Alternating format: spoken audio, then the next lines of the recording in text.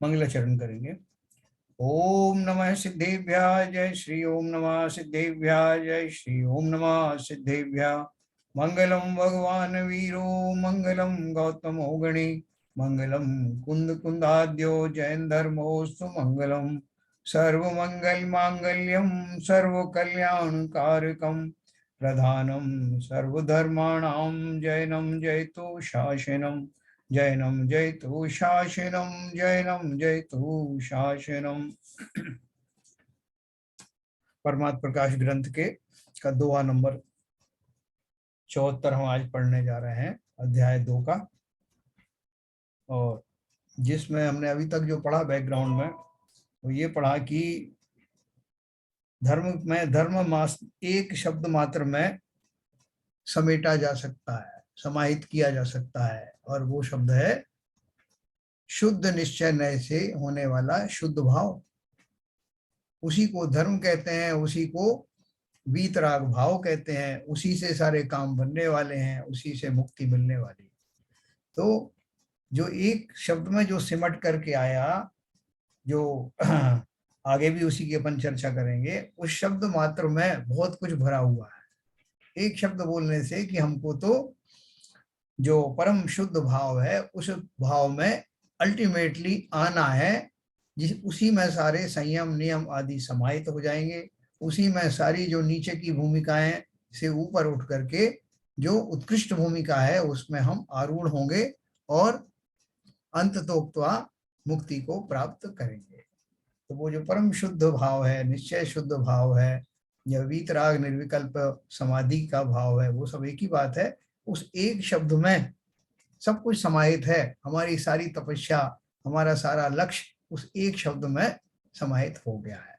तो अभी देखो, हमने ये भी पढ़ा कि जिन जीवों को पुण्य आदि की अभिलाषा है, वो निश्चय ही जो कुछ क्रियाएं करेंगे उसमें अशुभ से तो किंचित निवृत्ति हो सकती है, लेकिन वो जो शुभ भाव उनके होंगे पुण्य आदि में, वो कुछ सामग्रियां तो आपको संसार की मिल सकती हैं, लेकिन उनसे मुक्ति कभी होगी नहीं।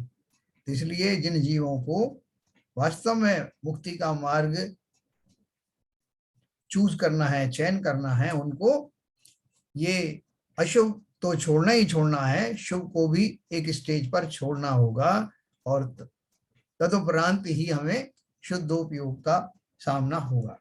तो देखिए, हम इसी बार की बात पढ़े थे, जिसमें हमने 73 नंबर के जो दुआ था उसमें थोड़ा सा हम पीछे चल करके फिर अपन 74 में आए।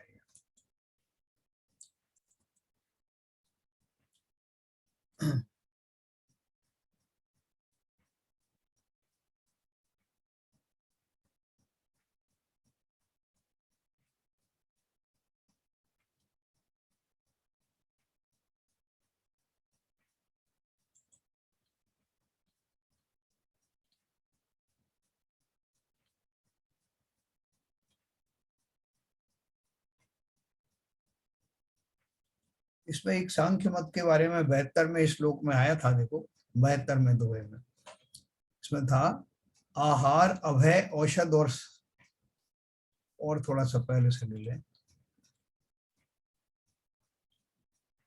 ये 72वें दोहे के हमने शुरू में पढ़ा था। इस प्रकार 41 दोहों के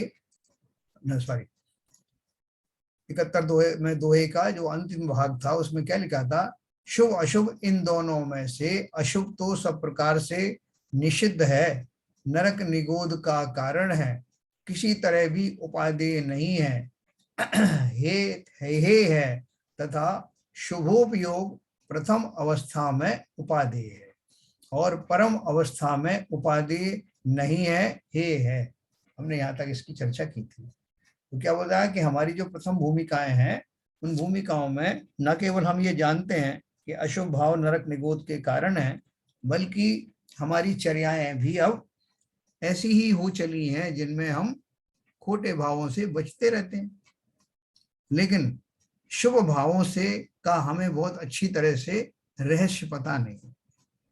अशुभ से बचने के लिए जो कुछ हम करते हैं तो शुभ में आके खड़े हो जाते हैं, और कई बार तो हम मान लेते हैं कि हमारी वास्तविक भूमिका इतनी ही है, हमारा जो काम करने योग्य बस यही है कि ये इनके इन प्रकार अशुभ से बचना। अशुभ से बचोगे तो शुभ तो अपने आप आएगा ही ना। अशुभ से बचने का जो है दो रास्ते हैं कि एक तो शुभ में आ जाए और एक शुद्धोपयोग में चले जाएं। तो शुद्धोपयोग तो हम जानते नहीं है ना, हमें शुभोपयोग और शुद्धोपयोग में अंतर पता है। तो हम तो कोशिश क्या करते हैं, ये इनके इन प्रकार अशुभ से बचने की चेष्टा करते हैं। उसी के लिए हम जो है पूजन पाठ आदि करते हैं, मंदिरों में अनुष्ठान करते हैं, पूजन जाप आदि करते हैं, अच्छे भाव लाने की जो दान आदि देते हैं, वो सारी जो हम क्रियाएं करते हैं वो अशुभ से बचने के लिए करते हैं। और शुभ का पालन अपने आप भी होता है और हमारे द्वारा ये मान करके कि शुभ भाव पूर्वक ही एक दिन मेरा कल्याण हो जाएगा, इस भ्रांति के कारण भी हम शुभ में ही पड़े रहते हैं। तो क्या हुआ, मतलब कि हम अभी दो ही भाव जानते हैं, शुभ और अशुभ। अशुभ को हम अच्छी तरह से जान गए हैं, तो अशुभ से बचने के लिए हम शुभ का सहारा लेते हैं। और सहारा लेते लेते हम ये भी जानते नहीं है कि ये शुभ जो है हमको कितना सहारा देंगे, इसके आगे, और यही मुक्ति को पहुंचा देगा या मुक्ति के लिए कुछ और करना पड़ेगा। ये ज्ञान ना होने के कारण हम उस शुभ उपयोग में ही फंसे रहते हैं। तो अब इन्होंने इसमें अपन को बताया कि पहली भूमिकाओं में, प्रारंभिक भूमिकाओं में जैसे हमारी चल रही है, वहां हम अशुभ से बचने के लिए शुभ का आश्रय लेते हैं, वो तो कोई बात नहीं, सभी लेते हैं, लेकिन हमें ये ज्ञान होना चाहिए कि ये हमारी मंजिल नहीं है। हमें शुभ शुद्धोपयोग में जाना है, इसलिए शुभ में और शुद्ध में अंतर हमें पता होना चाहिए और हमारे प्रयत्न शुद्धोपयोग में जाने के पहले शुभोपयोग की लिमिटेशन, उसकी सीमाएं, ये हमें अवश्य ही मालूम होना चाहिए। ठीक है ना। तो और वो हमें क्या प्राप्त कराएगा, और शुद्धोपयोग प्राप्त क्या कराएगा। अभी हमने जितने दोहे पढ़े उन सब में उन अपन ने यही लिखा है कि इवन तीर्थंकर नाम गोत्र का, देखो ऊपर लिखा था ना, ये मिथ्यात्व और कषाय विषय कषाय आदि अशुभ के अवलंबन से तो पाप को ही बांधता है, उसके फल से नरक निगोद आदि के दुखों को भोगता है। और अरहंत सिद्ध आचार्य उपाध्याय साधु इन पांच परमेष्ठियों के गुण स्मरण और दान पूजादि शुभ क्रियाओं से संसार की स्थिति का छेदने वाला जो तीर्थंकर नाम कर्म उससे लगा करके और विशिष्ट गुण रूप पुण्य प्रकृतियों को अवांछित वृत्ति से बांधता है। कौन बांधता है ना। इसमें जो है, जो इस बात को समझते हैं उनके जो पुण्य है वो कैसा होता है कि वो उस पुण्य के फल स्वरूप भी ऐसे कोई पद नहीं चाहते जो संसार में ही भटका दें। यहाँ तक कि वो ज्ञानी जो ऊंची भूमिका वाले होते हैं, वो तीर्थंकर नाम गोत्र का कर्म बंध तो बहुत सारे जीवों को किंचित हो जाता है, लेकिन वो उनकी कामना नहीं होती। अपन ने कल पढ़ा, इसका अर्थ क्या है कि वो भली भांति जानते हैं कि पुण्य तो किसी भी रूप में कितना ही उत्कृष्ट क्यों ना हो, वो हमारी मंजिल नहीं है, टारगेट नहीं है, वो सहज में ही बनता है। जैसे अपन ने कई बार चर्चा की कि गेहूं की फसल बोने में, गेहूं के जब फसल आती है तो उसके साथ भूसा भी अपने आप मिलता है। कोई भी किसान, चतुर किसान भूसे के लालच में गेहूं नहीं बोता कि मुझे भूसा मिलेगा। वो तो अपनी खेती कर रहा है, फलस्वरूप उसको भूसे की प्राप्ति अवश्य होती है। और जितनी अच्छी क्वालिटी का गेहूं होगा उतनी अच्छी क्वालिटी का भूसा भी होगा। तो उसी प्रकार जितने शुद्ध भाव पूर्वक हम आगे बढ़ेंगे, तो हमारी इच्छा तो पुण्य की बिल्कुल भी नहीं है, वो किसान ना चाहे तब भी उसको भूसा मिलता है साथ में। इसी तरह से वो ज्ञानी चाहते तो नहीं है कि पुण्य का बंध हो, लेकिन उस शुद्धोपयोग के बीच में हमारे मिश्र परिणाम होते हैं कई बार, तो उसमें शुभोपयोग के कारण थोड़ा बहुत देर शुभोपयोग में आता है जी, फिर शुद्धोपयोग में रहता है। तो ये बीच की जो स्टेज होती है, उसमें जितना पार्ट शुभोपयोग का है उससे पुण्यबंध होता है, और जितना शुद्ध का परिमाण है, जितना पोर्शन जो है शुद्धोपयोग का है, उससे हमारी निर्जराएं होती हैं। इस बात को, इस रहस्य को ज्ञानी भली भांति समझते हैं। और इसलिए वो पुण्य की वांछा पूर्वक वो कार्य नहीं करते। जैसे आप देखो इसमें ये पुण्य बन गया, ये मुझे कार्यकारी होगा, ये तो अपने आप बन गया, उनने थोड़ी चाहा था। तो उसी तरह से इसका ध्यान रखना कि हम जो पंच ज्ञानियों की तरह पंच परमेष्ठियों का स्मरण हम इसलिए नहीं करते कि इससे मुझे पुण्य की प्राप्ति होगी, हम भी करते हैं और हमसे और नीची भूमिका वाले भी करते हैं।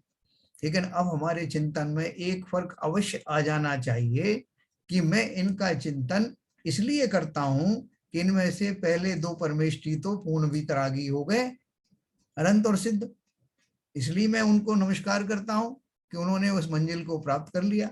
और बाकी के जो तीन परमेष्ठी हैं वो साधक हैं, जो मोक्ष मार्ग पर चल पड़े हैं, काफी दूर तक पहुंच गए हैं, मुझे वहां भी अब अभी पहुंचना बाकी है। तो मैं उनको इसलिए नमस्कार करता हूं कि वो सद्वृत्ति, वो सद्गुण, वो वैसा पुरुषार्थ मेरे अंदर प्रविष्ट हो, इसके लिए, इसलिए नहीं कि मैं उनका नमस्कार करूंगा तो मुझे संसार के पुण्य आदि की प्राप्ति होगी, है ना। ये हमारा अब चिंतन होना शुरू होना चाहिए। तो फिर आगे उन्होंने क्या कहा, केवल शुद्धात्मा के अवलंबन रूप शुद्धोपयोग से उसी भाव में, जब तीर्थंकर प्रकृति आदि कैसा पुण्य है कि अभी बांधा आपने, फिर अगले भाव में जाकर के वो फलीभूत होगा, तब जाकर के वो उसमें तीर्थंकर बनेंगे। वो भी जब जो उसमें दीक्षा लेने के बाद में केवल ज्ञान होगा तब वो तीर्थंकरत्व उनका उसका उदय माना जाता है। तो यहाँ तो बोल रहे हैं कि शुद्धोपयोग का तो तुरंत फल आता है उसी भाव में, उसी पर्याय में। केवल शुद्धात्मा के अवलंबन रूप शुद्धोपयोग से उसी भाव में केवल ज्ञान आदि अनंत गुण रूप मोक्ष को पाता है। इन तीन प्रकार के उपयोगों में सर्वथा उपादेय तो शुद्धोपयोग ही है, अन्य नहीं है। और शुभ अशुभ इन दोनों में से अशुभ तो सब प्रकार से निषिद्ध है, नरक निगोद का कारण है, किसी तरह उपादेय नहीं है, हे है, तथा शुभोपयोग प्रथम अवस्था में उपादेय है और परम अवस्था में उपादेय नहीं है, हे है ना। ये अपन को बहुत क्लियर हो गया। तो देखो आगे अपन पढ़ेंगे 72 नंबर में। इस प्रकार 41 दोहों के महास्थल में 5 दोहों में शुद्धोपयोग का व्याख्यान किया। आगे 15 दोहों में वीतराग स्वसंवेदन ज्ञान की मुख्यता से व्याख्यान करते हैं, है ना। क्या व्याख्यान किया है 72 में, देखो अभी अपन दोहा पढ़ते हैं। 72 दाणिम लभ्भै भोपर इंदत्तणु वितवेण जम्मण मरण विभज्यौ पौलभौ नानेण। इसका अर्थ क्या है,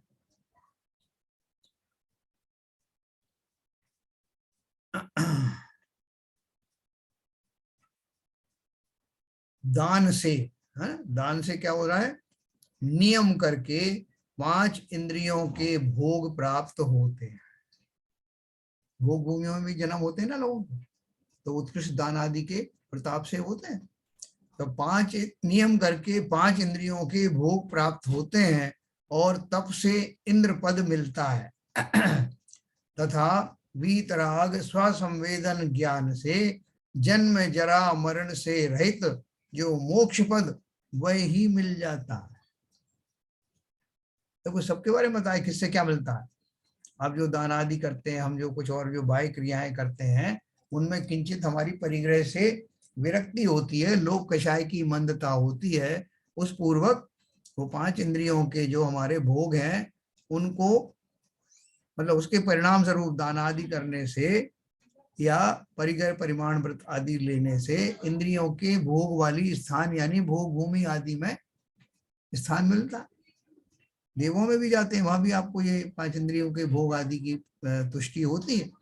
और अगर कुछ ने तप करके गया है तो सौधर्म इंद्र आदि ऐसे इंद्र भी बनते हैं जो सम्यक दृष्टि भी होते हैं तपस्चरण के फल, सम्यक तपस्चरण के फलस्वरूप। और वीतराग स्वसंवेदन ज्ञान से जन्म जरा मरण से रहित जो मोक्ष पद वह मिलता है ना। उत्कृष्ट चीज चाहिए ना अपन को। भावार्थ है आहार, अभय, औषध और शास्त्र, इन तीन तरह के दानों को, तीन तरह के दान है ना, यदि सम्यक रहित करे तो भोग भूमि के सुख पाता है, तथा सम्यक के सहित दान करे तो परंपरा से मोक्ष पाता है। परंपरा से मतलब कुछ भवों में सुधरते सुधरते वो मोक्ष की प्राप्ति कर लेता है। यद्यपि प्रथम अवस्था में देवेंद्र चक्रवर्ती आदि की विभूति भी पाता है, तो भी निर्विकल्प स्वसंवेदन ज्ञान कर मोक्ष ही है ना। उन्होंने बोला कि ये चक्रवर्ती आदि के जो पद मिलते हैं या इंद्र के पद मिलते हैं, वो सब जो है वो सम्यक प्रकार से दान आदि करने से मिलते हैं, लेकिन ऐसे वीतरागी परिणाम वाले भावों को धारण करने से ये बीच की स्टेजें बाईपास हो जाती हैं और सीधा जीव को मोक्ष फलीभूत होने लगता है। यहाँ प्रभाकर भट्ट ने प्रश्न किया कि हे भगवान, जो ज्ञान मात्र से ही मोक्ष होता है तो सांख्यादिक भी ऐसा ही कहते हैं।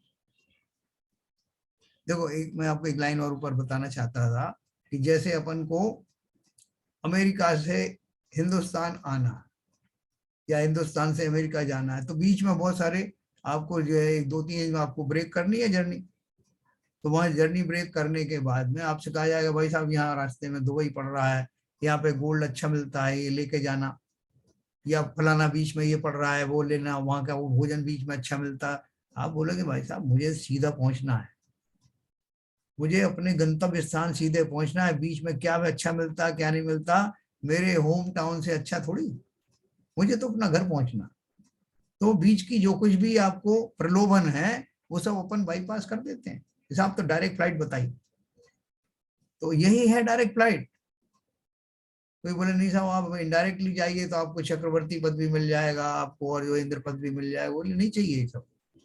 जिस डेस्टिनेशन पे मुझे अल्टीमेटली जाना है, तो छोटी मोटी जगहों पर मैं अपना हॉल्ट क्यों करूं।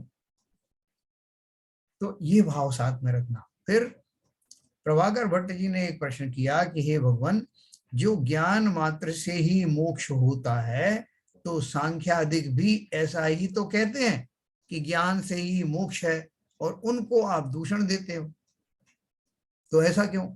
तब श्री गुरु ने कहा, इस जिन शासन में वीतराग निर्विकल्प स्वसंवेदन सम्य ज्ञान कहा गया है, सो वीतराग कहने से वीतराग चारित्र भी आ जाता है ना। वीतराग शब्द जहां लगाया तो वहां चारित्र भी आ गया, कषायों से मुक्ति हो गई सारी। और सम्यक पद के कहने से सम्यक भी आ जाता है। जैसे एक चूर्ण में अथवा पाक में अनेक औषधियां आ जाती हैं, परंतु वस्तु एक ही कहलाती है। आपको बोल दिया साहब वो लवण भाष का चूर्ण खा लेना, तो चूर्ण के अंदर में क्या क्या चीजें मिली हैं, उनके कंस्टिट्यूएंट क्या है वो अपन को मालूम, लेकिन उन वस्तुओं का नाम नहीं लेते, बार बार उस चूर्ण का नाम ले देते जिसमें वो सब सामग्रियां मिली हुई है। तो बोल रहे हैं कि एक चूर्ण में अथवा पाक में अनेक औषधियां आ जाती हैं, परंतु वस्तु एक ही कहलाती है। उसी तरह वीतराग निर्विकल्प स्वसंवेदन ज्ञान के कहने से सम्यक दर्शन ज्ञान चारित्र तीनों ही आ जाते हैं। है क्या शब्द बोला, वीतराग निर्विकल्प स्वसंवेदन ज्ञान। ज्ञान तो टोटल जो बिल्कुल सामान्य ज्ञान है उसको भी ज्ञान कहते हैं, है ना। सामान्य ज्ञान सब जीवों को जो होता है उसको ज्ञान कहते हैं, एक जनरल ज्ञान। लेकिन मैं किस ज्ञान की, कौन से विशेषण वाले ज्ञान की बात कर रहा हूं, तो विशेषण उन्होंने क्या दिया, वीतराग निर्विकल्प स्वसंवेदन ज्ञान। क्या क्या शब्दों से मिला दिया, वीतराग मिला दिया, निर्विकल्प मिला दिया, स्वसंवेदन यानी आत्मा के अनुभव पूर्वक होने वाला ज्ञान। ऐसे तो मैं ज्ञान में बहुत सारी चीज जानता हूँ कि घड़ा क्या है और वस्त्र क्या है और खाना पीना क्या है, ये सब ज्ञान भी होते हैं, लेकिन मैं किस ज्ञान की बात कर रहा हूँ, जो आत्मा के अनुभवन पूर्वक होने वाला ज्ञान है, उसमें ये विशेषण लगा दिया है। और अगर मैं तीनों शब्द मिला के बोलूं, वीतराग निर्विकल्प स्वसंवेदन ज्ञान, तो उसमें सम्यक दर्शन ज्ञान चारित्र ये तीनों ही आ जाते हैं। सांख्यादिक के मत में, जो सांख्यादि मत चलाने वाले जो जीव हैं, मैंने पहले बताया था ना कितने तरह के मत चलते हैं यहाँ। जैमिनी मत है, यानी ओछेरा का अछेरा का मत है, श्वेतांबर मत है, बहुत सारे मत हैं। तो उन सब में एक सांख्य लोग हुए, सांख्यों का मत है, उसमें वो क्या बोलते हैं वो कि ज्ञान से ही सब कुछ हो जाता है, लेकिन वो ज्ञान की कोई विशेष पर्याय की बात नहीं करते। तो इसलिए उसका अपन इनकार करते हैं कि मात्र ज्ञान हो जाने से आपको मुक्ति हो, ऐसा होता नहीं, ये आवश्यक नहीं। तो बोल रहे हैं कि आप भी तो ज्ञान की बात कर रहे हो कि ज्ञान से हो सकता है, और उनके लिए मना कर रहे हो। तो आचार्य जी ने उसका क्लैरिफिकेशन दिया कि वो जो ज्ञान की बात करते हैं वो एकदम साधारण सामान्य ज्ञान की बात करते हैं, उसमें सम्यकपना भी नहीं है और आत्मा के अनुभव पूर्वक वाला भी नहीं है। जबकि हम जो ज्ञान की बात करते हैं उसमें ये तीनों चीजें समाहित हैं। सांख्यादिक के मत में वीतराग विशेषण नहीं है और सम्यक विशेषण भी नहीं है, केवल ज्ञान मात्र ही कहते हैं, सो वह मिथ्या ज्ञान है, इसलिए दूषण देते हैं यह जानना। देखो अपने यहाँ कहीं भी कंट्राडिक्शन नहीं है शास्त्रों में। ये बात अलग है कि कुछ शब्दों की वजह से हमको ऐसा लगने लगे कि वहां तो ऐसा कहा था और यहाँ ऐसा कहा, लेकिन जब उसका विवेचना की जाती है तो वही निकलता है जो अर्थ जिसमें कहीं कंट्राडिक्शन होता नहीं। तो देखिए हमने ये 72 नंबर का पढ़ा, अभी देखो 73 और पढ़ेंगे। देहु निरंजनु इह वणई नाणिम मुखुण भंति, नाण विहीणा जीवड़ा चिरु संसार भमंती। भमंती माने भ्रमना, संसार में भ्रमना। नाण विहीणा, नाण माने ज्ञान, ज्ञान विहीन जीव संसार में निरंतर भ्रमण करते हैं। तो देखो इसमें क्या दिया ना 73। आगे इसी अर्थ को विपक्षी को दूषण देकर दृढ़ करते हैं। अनंत ज्ञान आदि गुण सहित और 18 दोष रहित जो सर्वज्ञ वीतराग देव हैं, वे ऐसा कहते हैं। क्या कहते हैं कि ज्ञानेन यानी वीतराग निर्विकल्प स्वसंवेदन रूप सम्यक ज्ञान से ही मोक्ष है, ना भ्रांति इसमें संदेह नहीं है। और स्वसंवेदन ज्ञान कर रहित जो जीव हैं वे बहुत काल तक संसार में भटकते हैं। भ्रमंती यानी भटकते हैं। भावार्थ यह है कि यहाँ वीतराग स्वसंवेदन ज्ञान में यद्यपि सम्यक्त्वादि तीनों हैं, तो भी मुख्यतः सम्यक ज्ञान की ही है, क्योंकि श्री वचन में ऐसा कथन किया है कि जिसका कथन किया जावे वह मुख्य होता है, अन्य गौण होता है, ऐसा जानना। ठीक है, अभी जो इसमें एक जो शब्द आया ना, कौन सा, वीतराग स्वसंवेदन ज्ञान। वीतराग तो अपन जान ही रहे, जिनमें किसी तरह का कोई राग समाहित नहीं है। तीर्थंकर की जो वाणी खिलती है उस वाणी में वो कैसी होती वाणी, कल उसी विजय साहब ने एक प्रश्न पूछा था ना कि जो बाकी मुनि हैं वो उनका मुख से जो है किस तरह की बात निकलती है, और उनके दिव्य ध्वनि में बहुत सारी बातें निकलती हैं, ऐसी बातें भी निकलती हैं कि जो हमारी संसार से संबंधित है। और उनसे पूछा गया कि द्वारिका नगरी कब जलेगी, तो उन्होंने क्यों बताया कि द्वारिका नगरी जलना तो पर्सनल चीज है ना, मोक्ष मार्ग से क्या लेना देना, तो उन्होंने क्यों बताया, बताया नहीं, सहज में ही उनकी वाणी में आया। और उनकी वाणी में और भी बहुत सारी चीजें आती हैं कि राजा शरणिक जो है वो तीर्थंकर बनेगा, या फला ये होगा, या मारीच का जीव जो है वो इतना इतने भाव के बाद में ये बनेगा, वो सब बताया।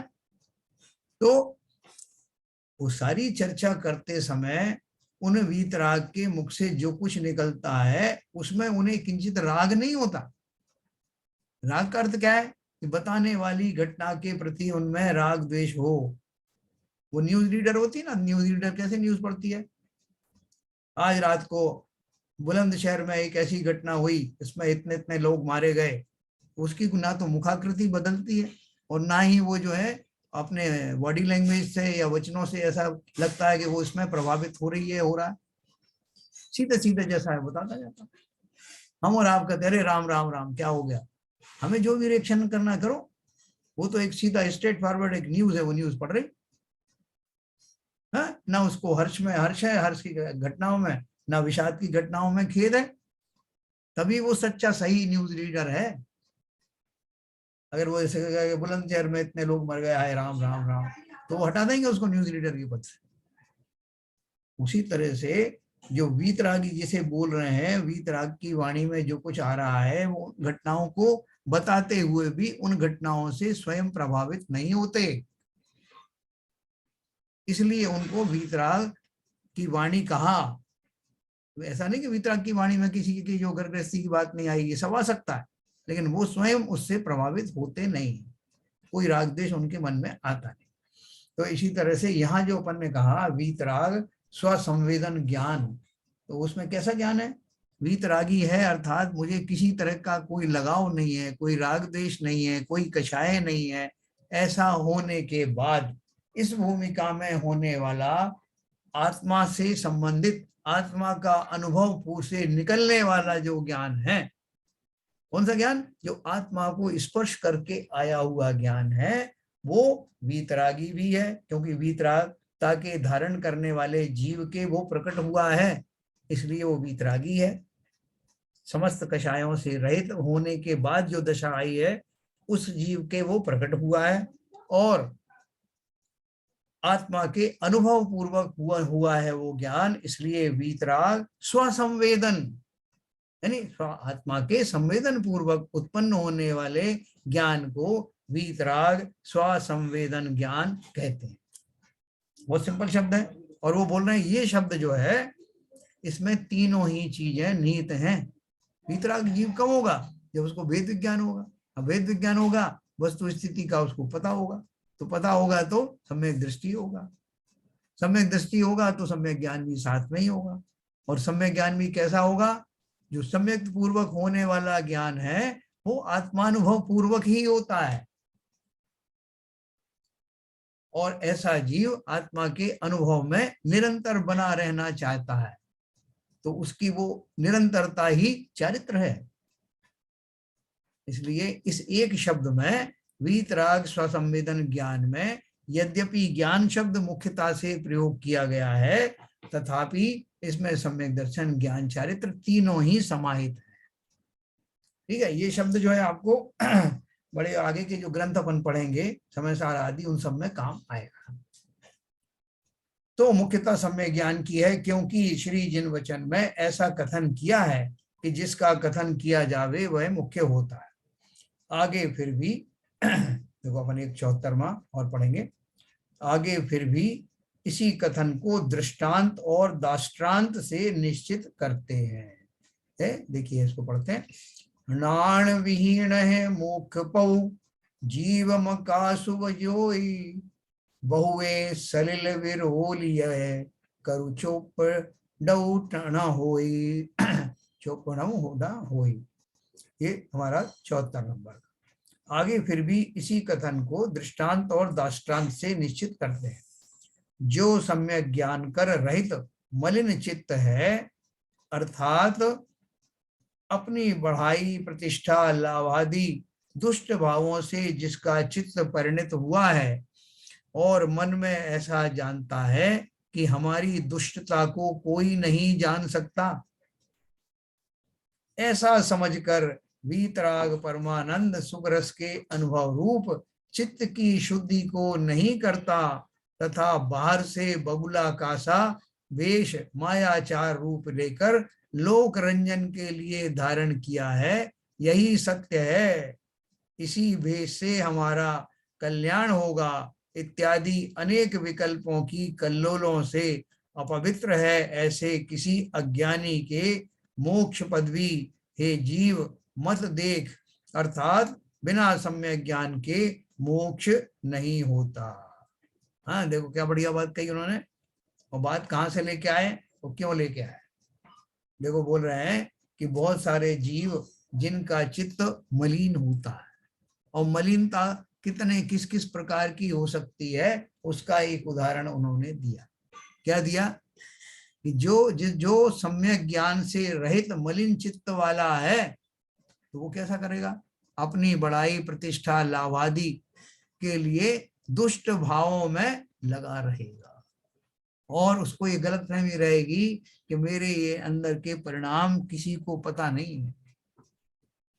मैं अपनी ख्याति के लिए, प्रतिष्ठा के लिए, अपनी ईगो के लिए जो जो कर रहा हूं, अंदर से जो प्लानिंग कर रहा हूं, और बाहर से क्या बोल रहा हूं कि भाई साहब मैं तो आप सबका सेवक हूं, हमें कुछ नहीं चाहिए, बस एकमात्र अभिलाषा है कि आप सब सुखी रहें, मैं अपना पूरा जीवन लगा दूंगा आपको सुखी करने के लिए। तो बाहर से जय जयकार हो रही होगी, ऐसा आदमी होता है ऐसा, लेकिन उसके चित्त में दुष्टताएं भरी हुई हैं। वो लिखा ना बगला भगत बगलो कासा वेश मायाचार रूप लोक रंजन के लिए धारण करता है, लोग खुश हो जाएं, लोगों का जो अच्छा लगने लगे उनको कि यार हमारे बीच में ऐसा व्यक्तित्व है जिसका अपना कुछ नहीं, उसे हमारे लिए कर रहा। और वो भोले जीव ये जानते नहीं कि जिस तरह बगुला उस मछली की ताक में रहता है कि कब वो ऊपर आए, कब मैं उसका भक्षण करूं, इसके लिए ध्यानस्थ रहने का उपक्रम करता है, दिखावा करता है। उसी तरह से ऐसी दुष्ट वृत्ति वाले जीव अंदर से उनकी बहुत लालसाएं भरी होती हैं कि ये पद मुझे मिले, मेरी जग में बड़ाई हो, मेरा नाम हो, मेरी प्रतिष्ठा हो, इसको अंदर में धारण किए हुए बाहर में बहुत अच्छे अच्छे शब्द और भूमिकाएं दिखाया करता है। क्या हमें कुछ मतलब नहीं है, हमें तो प्रभु के दर्शन हो जाए, हम तो लोगों के सेवक हैं, है? बात बात में क्षमा भी मांगता रहे तो मन बोले बड़ा विनम्र आदमी है। लेकिन अंदर में दुष्टता जो चल रही है, वो दुष्टता या तो उसे मालूम होती है या केवल ज्ञान गम्य है, ज्ञानियों को पता है। और कई बार तो वो जीव स्वयं ही उन भावों का इतना आदी हो जाता है कि उसे स्वयं को भी नहीं मालूम पड़ता कि मैं ऐसा दुष्ट आत्मा हूं, ऐसे दुष्ट भाव मेरे अंदर चलते रहते हैं, उनका अभ्यस्त हो जाता। तो बोले ऐसे जीव को कभी भी मोक्ष नहीं हो सकता। मोक्ष तो बहुत दूर की बात है, वो खोटी गतियों में ही जाएगा। जिसका स्वभाव ही बन गया है मायाचारी आदि करने का, इसका अर्थ तो क्या हुआ, त्रियंच गति का बंद हो चुका है, त्रियंच आयु का बंद हो चुका है। देखो ये बात उन्होंने ये लिखी है, इसी भेष से हमारा कल्याण होगा इत्यादि अनेक विकल्पों की कल्लोलों से अपवित्र है। श्रावकों में भी हो सकता है, और वो अगर वो सही मुनि नहीं है तो मुनि दशा को धारण करके भी ऐसे दुष्ट परिणाम रख सकता है। ऐसे किसी अज्ञानी के मोक्ष पद भी हे जीव मत देख, मत देख माना मिलेगी ही नहीं, अर्थात बिना सम्यक ज्ञान के मोक्ष नहीं होता। और सम्यक ज्ञान होने के लिए ये दुष्टताएं आपको बाहर करनी पड़ेंगी। वास्तव में जो है आपको जो बोल रहे हो आपको वैसा ही अंदर से होना होगा।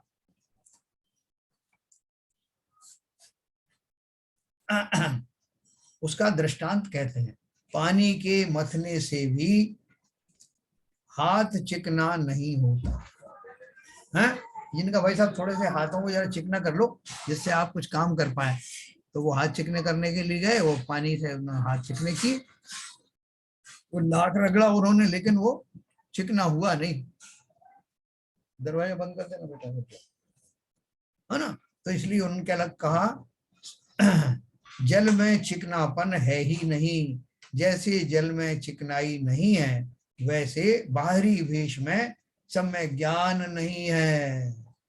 बाहर से कितना ही उत्कृष्ट वेश धारण कर लो, कैसी भूमिका बनाओ, झुक झुक के लोगों को प्रणाम करो, झुक झुक के क्षमा याचना करो, और मेरा क्या है, मैं तो सब आपके लिए कर रहा हूँ, मेरा जीवन समाज के लिए निकल जाए, मेरा जीवन साधर्मी भाइयों के लिए निकल जाए, मेरा तो सिर्फ एकमात्र यही भाव है।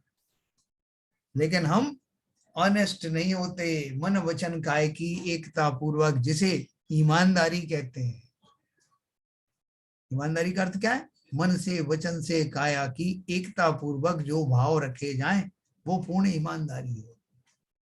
तो ऐसे भाव तो मेरे होते नहीं, और मैं लोगों को ठगने के चक्कर में वास्तव में किसको ठग रहा हूं, मैं स्वयं को ही ठग रहा हूं। क्या करोगे उस प्रतिष्ठा को, क्या करोगे उस लौकिक बड़ाई और क्या, वो सब ना केवल मिलेगी नहीं इन भावों पूर्वक, वो तो सहज पुण्य से मिलती है, बल्कि ऐसे भाव रखने से नीच गतियों में अवश्य चले जाएंगे। तो कि इस कीमत पर करें क्या हम? ये मायाचारी क्या हम देख रहे हैं, क्या चाहते हैं? मिलेगा नहीं कुछ भी।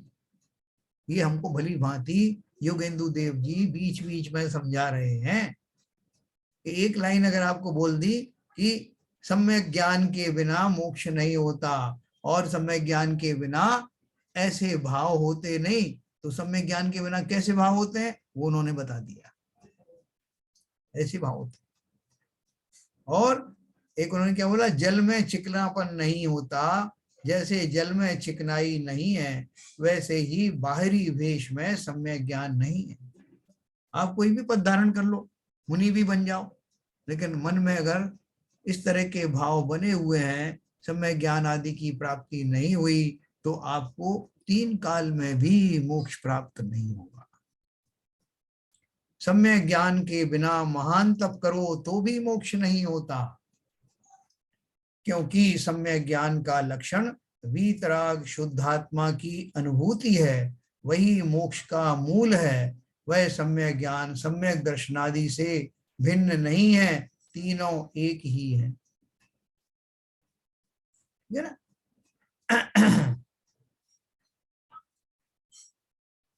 आगे निश्चय न कर आत्मज्ञान से बहिर्मुख बाह्य पदार्थों का ज्ञान है, उससे प्रयोजन नहीं सदता, ऐसा अभिप्राय मन में रखकर कहते हैं। ये अपन आगे पढ़ेंगे, जिसमें लिखा है कि आत्मज्ञान से बाहर की जितनी वस्तुएं हैं उनका ज्ञान होने से कुछ भी लाभ होता नहीं, है ना। ये अपन कल पढ़ेंगे इसके बारे में। अभी मैं आपको म्यूट करता हूँ।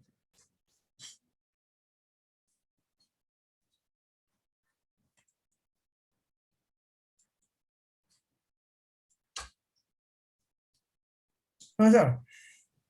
आज विनोद बहन जी से आप कुछ उद्बोधन कराने वाले थे कल। हाँ, आज वो है नहीं, शायद लगता है, दिख नहीं रही थी तो सही, अभी सी लेफ्ट जस्ट नाउ। हाँ। एनीवे, बहुत उत्तम विवेचन हुआ सर हाँ, आज दोनों का। अच्छा किया आपने 72 से शुरू कर दिया, क्योंकि हाँ। सारे एक दूसरे से कनेक्टेड थे, बहुत ही इम्पोर्टेंट थे वो वास्तविक सांसारिक जीवों के। हाँ, देखो अपन जो अगर ये अपन दूसरे ग्रंथों में जो पढ़ते हैं सीवीजन साहब, तो वहाँ अपन क्या करते हैं कि अपन ने पढ़ लिया ऊपर ऊपर से कि सम्यक दर्शन में जो है वो सम्यक दर्शन ज्ञान चारित्र जो है हमारा अभीष्ट है, और सम्यक दर्शन ज्ञान के बिना कुछ नहीं होता, ये हमने खाली पढ़ लिया। लेकिन उसकी जब अपन मीमांसा करते हैं तो सम्यक ज्ञान से रहित जीव का हृदय कैसा होता है, जी वो जानना बहुत जरूरी है। हाँ परतें खोल के अगर अंदर नहीं देखेंगे तो मालूम नहीं पड़ेगा। जब तक तरबूजों को नहीं काटोगे अंदर मालूम थोड़ी पड़ेगा लाल है सड़ा हुआ है सफेद है। बराबर।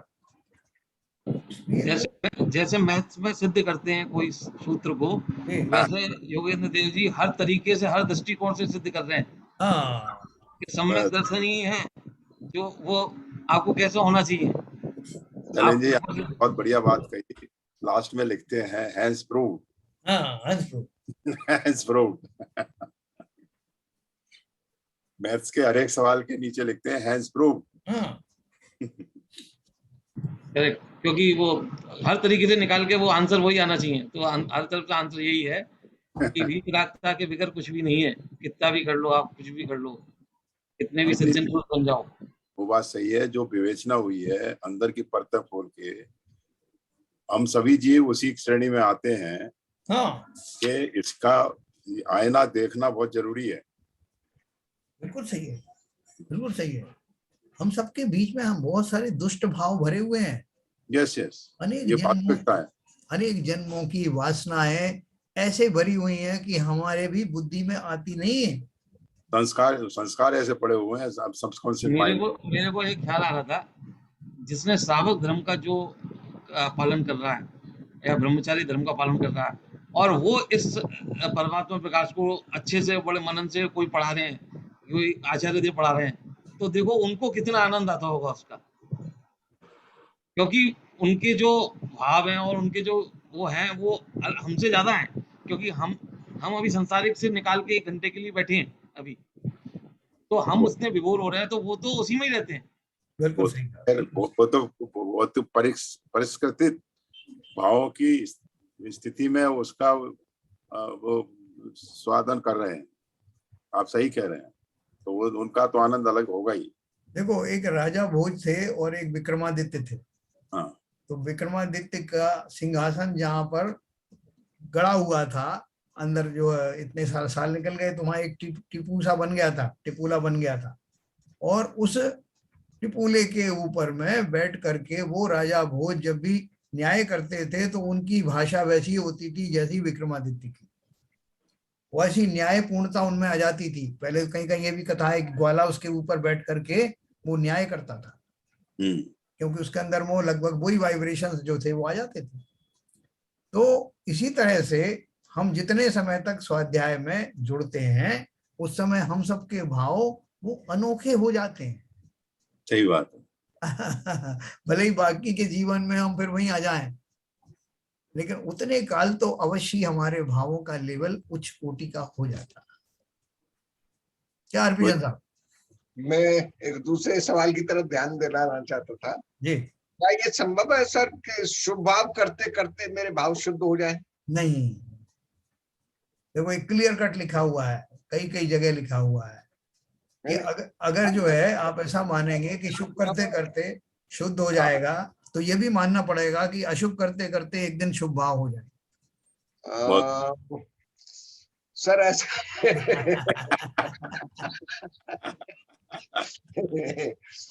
आज प्रभाकर भट्टी जी होंगे हरभजन सर? जी नहीं, ऐसा नहीं है।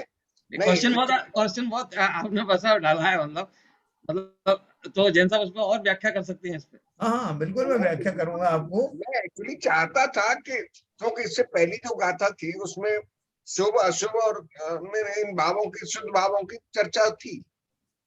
तो शुद्ध भाव उन्होंने बहुत क्लियर कट कहा था कि आत्मा में जो रमण करते हैं उसी तरह से उनके भाव हो जाते हैं। तो मैं कैसे एक जनरल सवाल उठाता, क्या शुभ भाव करते करते मेरे को ऐसा शुद्ध भाव हो सकते हैं क्या? देखो मैं आपको बताता हूँ, जो भी ओके इसके पात्र हैं और मुझे आपने बिल्कुल सही प्रश्न पूछा, क्योंकि ये बहुत कॉमन प्रश्न है, लोगों के दिमाग में आता ही आता है। तो इसमें इसकी व्याख्या लोग अपन ने उसमें पढ़ी थी, जो कर्णानी योग परिचय पढ़ा था अपन ने, उसमें भी आया था कि जो जीव मानते हैं कि शुभ करते करते जो है मेरा शुभ हो जाएगा। देखो इन्होंने, डॉक्टर हुकमचंद भारिल ने एक पूजन में लिखा है, इनकी पूजन है ये 44 पेज पे, तो मैं आपको सुना, मुझे याद आ रहा है।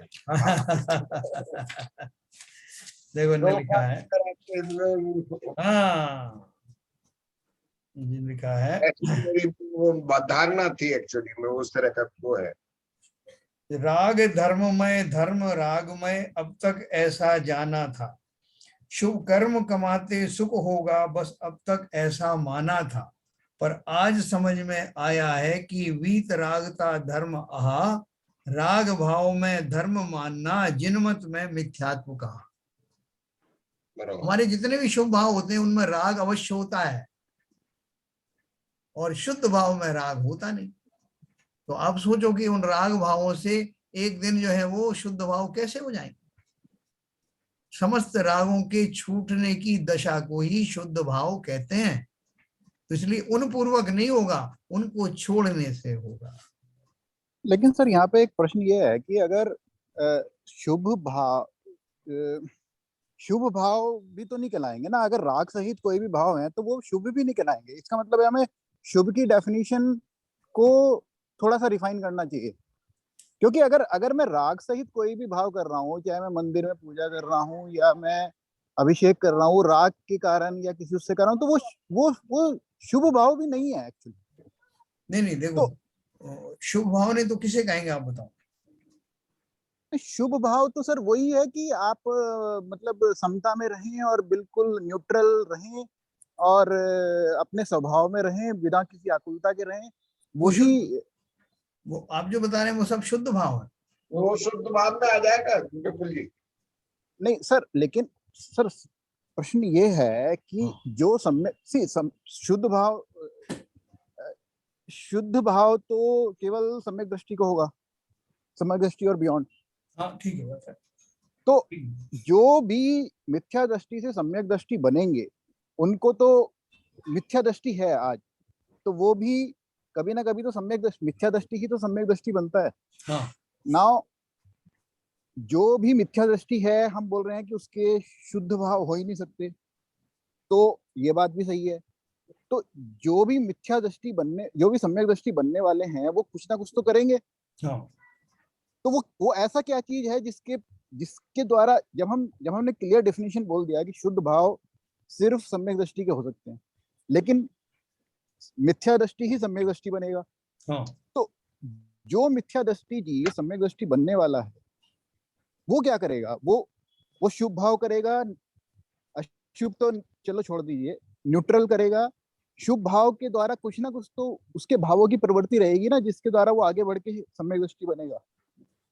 हाँ, पहले उस स्टेट में वो सम्यक सन्मुख रहेगा। नहीं, सम्यक सम्मुख तो सही है सर, लेकिन अगर मैं सिर्फ 3 कैटेगरी हमारे पास हैं, हाँ। शुद्ध भाव, अशुभ भाव और शुद्ध भाव, अगर सिर्फ 3 कैटेगरी में हम कैसे डिफाइन करेंगे उसको? वो शुद्ध तो भाव। एक सेकंड शिवजन साहब, अब ये 3 भाव को आप परिभाषित करो बिल्कुल जी। अशुभ भाव, शुभ भाव और शुद्ध भाव, तीनों को आप जरा एग्जांपल दीजिए तीनों। तो शुद्ध भाव तो डेफिनेटली मतलब जिसको बिल्कुल क्लियर हो गया कि मैं कौन हूँ और सब चीज पर है, जिसको ये बात अंदर से पूरी तरह से भाषित है विदाउट एनी 1% डाउट और 0.1% डाउट, वो जीव के जो भी भाव होंगे वो शुद्ध भाव होंगे। That is my definition. लेकिन जो जीव इस प्रक्रिया में आगे बढ़ रहा है, उसको पूर्ण विश्वास नहीं है, लेकिन उसको मालूम है, लेकिन उसको अंदर से अभी तक उतना ज्यादा उसमें दृढ़ता नहीं आई, और लेकिन वो उस प्रोसेस में आगे बढ़ रहा है। थोड़ी देर के लिए आगे बढ़ता है, फिर वापस आ जाता है, थोड़ी देर के लिए राग छोड़ देता है, थोड़ी देर के लिए न्यूट्रल हो जाता है, लेकिन फिर से आ जाता है, फिर से किसी ना किसी चीज में राग आ जाता है। तो वो ऊपर नीचे हो रहा है, वो इसलिए वो मेरे को लगता है कि वो शुद्ध भाव है, ना कि वो शुद्ध भाव है कि मैं डेली जो है ना मतलब कुछ धार्मिक कार्य कर रहा हूँ या दान दे रहा हूँ या हॉस्पिटल बनवा रहा हूँ सिर्फ इसलिए कि मेरा नाम हो, या वो अगर हम उसको शुद्ध भाव बोलते हैं तो मेरे ख्याल से वो शुद्ध भाव की डेफिनेशन ही गलत है। जैन साहब, मैं दूं क्या 3 उदाहरण आपको? हाँ दीजिए। तो जैसे आज मैं सुबह जाता हूँ भगवान के पास, सुबह जाता हूँ, अभिषेक करता हूँ, पूजा करता हूँ और भक्ति करता हूँ, और अभी उसमें मतलब अब मैं ये राग और वाग तो बात की बात है, क्योंकि अभी हम समझने लगे। पहले तो हम समझते नहीं है कि ये भाई राग है, भीतरकता के साथ में हम कर रहे हैं, तो कुछ ना कुछ तो राग है। हमको ये तो राग यही है कि भगवान की पूजा करें, भगवान का अभिषेक करें, ये भी तो एक राग है, एक नेक्स्ट लेवल पे जाके। अभी नहीं है, अभी तो शुभ भाव है, हम शुभ करना चाहते हैं, क्योंकि हम अशुभ क्रिया में नहीं लगे उस समय में एटलीस्ट, क्योंकि जब भगवान का अभिषेक कर रहे हैं, पूजा पाठ कर रहे हैं, उस समय अशुभ भाव नहीं है हमारे, इसलिए वो शुभ है। और अशुभ भाव तो माने में अभी हमारे को किसी कुटिलता आ रही है, चोरी की, किसी से हम बुराई की सोच रहे हैं, किसी से कुछ मतलब संसारिक जीवन में लगे हैं, तो वो अशुभ भाव ही है। और शुद्ध भाव तो क्लियर है कि शुद्ध भाव में तो जहाँ किसी तरीके का राग नहीं है, जिसमें मतलब आपको, जिसके अंदर तो लास्ट में पूजा का भी राग नहीं है और अभिषेक कोई राग है ही नहीं है, तब वो शुद्ध भाव हो जाते हैं, आत्मा में रमण होने का। ये राग शब्द जो आप कह रहे हैं सर, राग एक्चुअली शुभ राग कहिए, एक और एडजेक्टिव इसमें लगा दे तो शायद आप ऐसा कह सकते हो, लेकिन राग रागी होता है, चाहे उसमें शुभ लगा दो चाहे कुछ भी लगा दो, राग रागी है, किसी भी तरीके का राग हो। नहीं, भाव तो शुभ होंगे ना हमारे। हाँ नहीं, बिल्कुल निश्चित रूप से जब हम कोई अशुभ कार्य नहीं कर रहे हैं, केवल जिनेंद्र भगवान की पूजा कर रहे हैं, अभिषेक कर रहे हैं और भक्ति भाव कर रहे हैं, तो शुभ ही है। तो लेकिन राग ऐसा नहीं है, राग नहीं है, राग तो है ही, राग ही है। देखो अभी मैं आपको इसको क्लियर करता हूँ। राग 3 प्रकार के होते हैं, 3 प्रकार के। सबसे पहले जब मैं सांसारिक वस्तुओं से, विषय भोगों से ममत्व करता हूँ, मोह करता हूँ, तो मेरा अशुभ राग है। वो व्यक्तियों में, पर पदार्थों में मैं तीव्र राग करता हूँ, किसी भी कीमत पे उन्हें प्राप्त करना चाहता हूँ, कोई भी खोटे तरीके हों, तो वो सारे जो हैं वो अशुभ राग के भाव हैं। अब शुभ राग के भी 2 भेद हैं। एक भेद तो वो है कि जो अशुभ से बचने के लिए मैं किंचित बाह्य क्रियाएं कर रहा हूं, मंदिर में जाके बैठ गया हूँ, मैं नमस्कार कर रहा हूँ, किताबें पढ़ रहा हूँ, तो ये मेरे शुभ राग की नीची भूमिका वाले राग हैं। ऊंची भूमिका वाले राग जो है वो चौथे गुणस्थान के बाद भी पांचवें गुणस्थान में और छठे गुणस्थान में, बल्कि सातवें गुणस्थान के प्रारंभ में भी रहते हैं। yes. तो अब आप सोचो कि ये सम्यक दर्शन के बाद होने वाला जो राग है उसमें और उससे पहले होने वाले मिथ्या दृष्टि के शुभ राग में कुछ अंतर होता है क्या? बहुत अंतर है, बहुत अंतर है। नहीं, सब लौकिक जो शुभ की बात करते हैं उसमें तो राग एक्चुअली में अशुभ में ही आएगा। वो तो नहीं, अशुभ में तो वो अपने जैसे अपन अशुभ मानते हैं मोटा मोटा, वो तो अपन सब जानते हैं। जी सर। जो किंचित हम छोटी मोटी जो क्रियाएं करते हैं अशुभ से बचने के लिए, और उनमें हमारे कोई विशेष भाव नहीं होते। जैसे जैसे मैं तीर्थंकर भगवान के दर्शन करने गया मंदिर में, जैसे अब मैं मिथ्या दृष्टि हूँ, मैं गया दर्शन करने, तो उतने काल में मेरा कुछ शुभ राग है ना, भगवान से जुड़ा हुआ, भगवान की भक्ति आदि से जुड़ा हुआ, धार्मिक अनुष्ठानों के करने के जो शुभ राग हैं, वो शुभ राग छोटी भूमिका वाले शुभ राग हैं। उससे ऊपर की भूमिका की हुई, आप दर्शन करने गए, कछायों की मंदता हुई, अशुभ से बचने, तो वो शुभ की कैटेगरी में ही आएगा। आ गए अभी। लेकिन जिस शुभ राग की अपन बात कर रहे हैं कि जिसको छोड़ने के बाद शुद्ध उपयोग शुरू होता है, वो वाले राग जो हैं वो उच्च कोटि के शुभ राग होते हैं, और मुनियों को भी होते हैं। ठीक है, वो कि आप देखो कि वो जो उनको सप्तम गुण स्थान तक के, सप्तम गुण स्थानधारी कौन होते हैं? चतुर्थ गुण स्थान में सम्यक दर्शन होने के बाद पंचम गुण स्थान में अणुमृत आदि धारण हो जाते हैं, एलक छुल्लक की भूमिका समाप्त हुई, मुनि हो गए। मुनि होते ही सातवां गुण स्थान आता है, सातवां छठवां सातवां छठवां चलता है। तो उनके कौन से शुभ राग होते हैं? वही तो आपने सर वही तो बताया था। हाँ। कि जब मुनि सातवें गुण स्थान से छठवें गुण स्थान में आता है, हाँ। तो वो शुद्ध उपयोग से शुभ उपयोग में आ जाता है। बराबर। तो वो उस समय जो शुभ उपयोग होता है, उस समय जो राग होता है, वो उस कोटि, उच्च कोटि का होता है। हाँ, वो कौन सा राग होता होगा? उन्हें घर गृहस्थी चाहिए क्या? नहीं, वो राग जो है केवल वो सातवें गुण स्थान से छठवें गुण स्थान में जो आता है, हाँ। वो राग की कैटेगरी है। नहीं, मगर वो उसमें क्या चिंतन होता होगा? किसमें? उस उसमें राग में जैसे उनको आया कि चलो भाई उपदेश देना है, या मेरे को ये शास्त्र लिखना है समाज के कल्याण के लिए, धर्म की प्रचार के लिए, उस तरह का राग रहता है। जब कल तो विवेचन हुआ था इसके ऊपर। बिल्कुल जी, आप समझ में आया ये बात? कल ही तो विवेचन हुआ था। रोज ही बंद कर रहे हैं आते हैं तो उस समय उनकी क्या क्रियाएं होती हैं छठवें गुण स्थान में। तो उनमें सर छठवें मेरा प्रश्न वो नहीं है सर, मेरा छठवें गुण स्थान तक तो है ही नहीं प्रश्न। मेरा प्रश्न तो वो है कि जो जीव सम्यक दृष्टि बनने वाले हैं, जो आज तक बने नहीं है, कल को वो सम्यक दृष्टि बनने वाले, या 2 घंटे बाद जो जीव सम्यक दृष्टि बनने वाला है, अभी नहीं है, अभी मिथ्या दृष्टि है, उसके जो भाव चल रहे हैं, जो वो प्रक्रिया में जो आगे बढ़ रहा है, उसके भाव जो है वो शुद्ध में कहलाएंगे, शुभ कहलाएंगे, या कुछ भी नहीं कहलाएंगे? नहीं, वो उसके भाव जो है वो सम्यक दर्शन जैसे मिलने वाला है, वो सम्यक सन्मुख हो गया, ये तो आपने समझ लिया। अब सम्यक सन्मुख जो जीव है वो ऑलमोस्ट जैसे अपन किसी गृह में प्रवेश करते हैं ना, तो गृह प्रवेश के 1 सेकंड पहले अपन उस गेट से बाहर होते हैं, और 1 सेकंड के बाद ही अपन गृह में प्रवेश कर लेते हैं। तो वो जब समय उसके भाव उसमें प्रविष्ट किए होते हैं, वो ऑलमोस्ट वैसे ही होते हैं जैसे कि प्रविष्ट होने वाले के बाद में होते हैं। इसलिए सम्यक दर्शन प्राप्त होने की भूमिका में जो करण लब्धि आदि की जो शुरुआत होती है, उस शुरुआत में जीव के एक क्षण के लिए शुद्धोपयोग होता है। yes. तो वो शुद्धोपयोग होने से पहले उसके जो शुभ भाव होते हैं वो उत्कृष्ट शुभ भाव होते हैं। इसको कहते हैं शुद्ध सम्यक दृष्टि हो जाते हैं। हाँ, सम्यक दर्शन होने के लिए अब देखो वो शुभ भाव भी उसके छूटे उस समय, जिस समय उसको शुद्ध भाव हुआ उन क्षण में वो गौण हो गए जो उसके शुभ भाव थे, लेकिन उसमें जो पीक आई किसकी आई? शुद्ध भावों की पीक आई, उसको आत्मा का स्वरूप दिखाई दिएगा। ओ आत्मा सम्यक दृष्टि हो गया। उस क्षण में वो उतने ही एक अंतर्मुहूर्त में सम्यक दृष्टि हो जाता। तो आपकी बात बिल्कुल सही है, जिस समय जीव सम्यक दर्शन की प्राप्ति की ओर बढ़ता है उसका शुभोपयोग तो होता ही होता है उसके जस्ट पहले तक, लेकिन उन क्षणों में जब सम्यक दर्शन की प्राप्ति होती है उस क्षण में वो शुद्धोपयोग को छू लेता है। तो जैन साहब, ये आरपी जैन साहब के सवाल का क्वेश्चन का जवाब मिल गया ना कि शुभोपयोग से शुद्धोपयोग में आदमी जा सकता है। नहीं जा सकता मतलब उसके वो छूटता है। फर्क क्या है कि वो उपयोग छूटता है और फिर उस पूर्वक नहीं होता, कंटिन्यूअस नहीं है, कंटिन्यूअस नहीं है कि वही शुभोपयोग शुद्धोपयोग में बदल गया हो, ऐसा हाँ नहीं।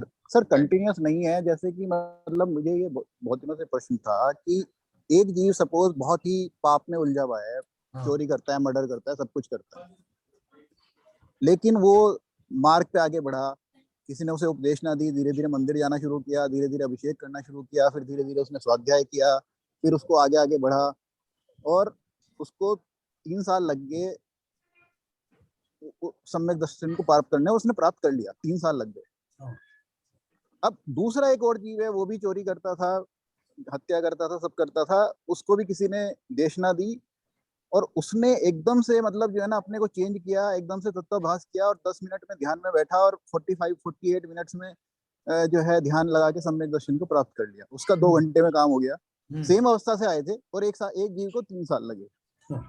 अब आपने ये तो बता दिया कि वो जो जीव जिसको 2 घंटे में सम्यक दर्शन हो गया उसने उसके तो भाव कैसे रहे होंगे, लेकिन जो जीव को 3 साल लगे लेकिन वो पाथ पे तो राइट था, धीरे धीरे तो उसने जो धीरे धीरे भावों में परिवर्तन किया, 3 साल उसने लगाए, तो क्या हम उसको बोलेंगे कि वो उसके शुभ भाव जो है ना वो मोक्ष मार्ग में सहायक नहीं?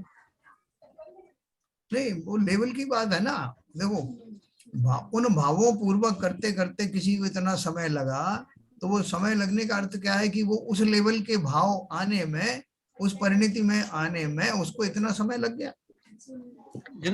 एक इसमें थोड़ा सा मैं बोलना चाहता हूँ। ये बात तो अपन मान ही रहे हैं कि शुभ भाव से शुद्ध भाव में जा सकता है आदमी, लेकिन आदमी शुभ भाव से शुद्ध भाव में चला जाएगा ये पक्का नहीं है। नहीं सर, आप स्टेप फंक्शन की तरह से समझिए इसको। हाँ, एक मिनट अभी साहब, अभी जैसे कि हम शुभ भाव कर रहे हैं, कंटिन्यूअसली शुभ भाव कर रहे हैं, लेकिन कोई गारंटी नहीं कि हम शुद्ध भाव में पहुंच जाएंगे। लेकिन जो शुभ भाव करते करते हमारा लेवल बढ़ता जाता है, वितरागता बढ़ती जाती है और शुद्ध भाव में जा सकते हैं। वो तो एक प्रोसेस है ही है, उसमें तो कोई दो राय है ही नहीं है। लेकिन यदि कोई आदमी ये बोले कि मेरे शुभ भाव है और मैं उसकी वजह से शुद्ध भाव में पहुंच जाऊंगा, तो कभी नहीं पहुंचेगा। उसके अंदर में बहुत बड़ा प्रोसेस है, उसके अंदर में बहुत चर्निंग है, तो वो वाली बात हो रही है यहाँ पर, ऐसा लग रहा है। बहुत सही। हाँ, नहीं तो कोई भी कहेगा कि मैं अशुभ भाव कर रहा हूँ, 2 साल से अशुभ भाव कर रहा हूँ, और एक दिन ऐसा आएगा कि जो ज्यादा दिन से अशुभ भाव कर रहा है तो उसका वो अशुभ भाव का कोटा खत्म हो जाएगा और वो शुभ भाव में आ जाएगा। सर तो मेरा पर्पज ये था बोलने का कि ये भी कभी कभी ना डिमोटिवेटिंग हो जाता है कि भाई आप मिथ्या दृष्टि हो, आप अगर शुभ भाव करोगे तो आपका वो मोक्ष मार्ग में सहायक नहीं होगा। वो कभी देखो अभी अपन ने एक लाइन पहले पढ़ी थी, कल भी पढ़ी थी कि प्रारंभिक भूमिकाओं में वो शुभोपयोग होता ही होता है, वो तो साधक होता ही होता है। वो कोई भी सीधा अशुभोपयोग से सीधा जो है शुद्धोपयोग में तो जाएगा नहीं, जा ही नहीं सकता। तो उपयोग तो साधक होता है प्रारंभिक। ये स्टेज तो आएगी ना, उसमें डिमोटिवेटिंग कुछ नहीं है। ये पहले दौर में ही आया है ना, ये तो वो उपयोग की अवस्था प्रारंभिक भूमिका में इम्पोर्टेंट होती है, वो साधक होती है। उसके बिना आप देखिए व्यवहार सम्यक और निश्चय सम्यक में यही तो अंतर है। लेकिन सर एक लाइन ये भी आई थी, हो सकता है कि मैं गलत हूँ, जस्ट मैं क्लैरिफिकेशन, एक लाइन ये भी आई थी कि मिथ्या दृष्टि का शुभ भाव कभी भी मोक्ष मार्ग में सहायक नहीं होता। वो मुझे वहां पे मैं थोड़ा सा कंफ्यूज हूँ। मिथ्या दृष्टि है तो मिथ्या दृष्टि ही तो सम्यक दृष्टि बनेगा ना सर, बन जाएगा ना, बनने के बाद में वो प्रोसेस चालू होगा ना शुद्धोपयोग वाला। ये कहाँ लिखा कि मिथ्या दृष्टि, आपने खुद ही कहा कि मिथ्या दृष्टि ही सम्यक दृष्टि बनता है, ये सब लोग बोलते हैं। तो मिथ्या दृष्टि से सम्यक दृष्टि बनने के लिए जो स्टेजेस आती हैं उसमें वो शुभ भावों की पराकाष्ठा भी शामिल है।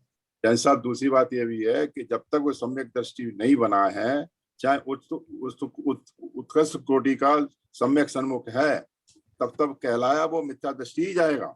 नहीं कहलाएगा तो सही, लेकिन इनका कहना ये है कि अगर हम उसको सर्वथा जो है उसका जो भी उसकी जो विशेषण है, उसके जो गुण है, उस गुण स्थान में रहकर भी वो जो शुभ शुभ भाव करता है उनको हम टोटली इग्नोर कर दें तो फिर वो आगे कैसे बढ़ेगा, ये उनका कहना। इग्नोर नहीं कर रहे हैं, उसका जो साधक है साधना कर रहा है उसको इग्नोर थोड़ी कर सकते हैं। इग्नोर नहीं कर रहे हैं, हम खाली बोल रहे हैं कि वो करते करते जब तक उस स्थिति तक नहीं पहुंच जाता कि सम्यक दर्शन हो जाए तब तक वो मिथ्या दृष्टि कहलाता है, बस खाली इतनी सी बात है।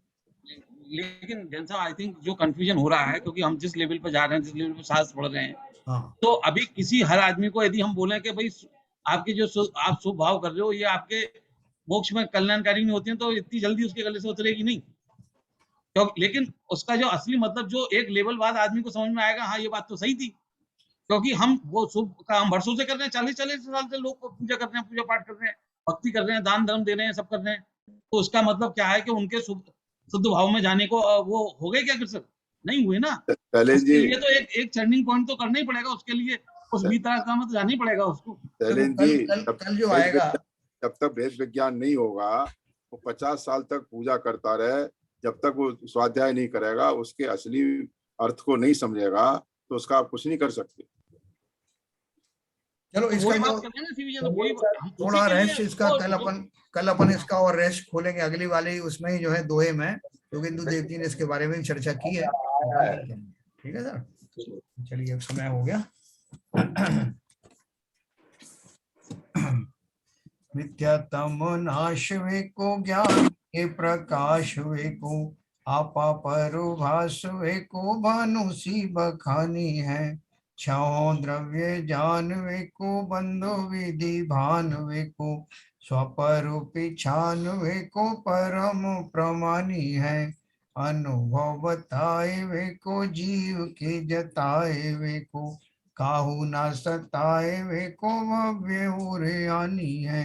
जहाँ तहाँ तार वे को पार के उतार वे को सुख विस्तार वे को यही जिनवाणी है। हे जिनवाणी भारती तो ही जपू दिन रैन, जो तेरी शरणा गहे सो पावे सुख चैन। जावाणी के ज्ञान ते सूझे लोका लोक, सो वाणी मस्तक धरूं सदा देतूं लोक। जिनवाणी माता की जय।